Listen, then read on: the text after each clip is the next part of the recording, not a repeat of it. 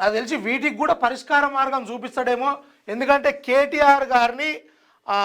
చాలాసార్లు లావుల తొండలిడుస్తా పోరాడు బచ్చగాడు అన్నట్టుగా మాట్లాడినటువంటి విషయంలో ఈరోజు కేటీఆర్ గారికి నోటీసులు ఏదైతే సిట్ పంపించిందో మరి అవి తొండల రకంగానా లేకపోతే ఇంకోటి అనుకున్నప్పటికీ దాన్నే కౌంటర్గా చేస్తూ ధర్మపురి అరవింద్ గారు కూడా సోషల్ మీడియాలో చక్కర కొడుతున్నటువంటి విషయం ఏంటంటే ఊకే ఈ తొండలిడుసుడు ఏంది ఆ లావుల నువ్వే జొర్రు అని చెప్పేసి ఏదైతే కామెంట్ చేసిండో మరి ఆ కామెంట్ను నిజంగా తీసుకొని తొండలకు బదులు సిట్టును ఈ రకంగా చేసిరా లేకపోతే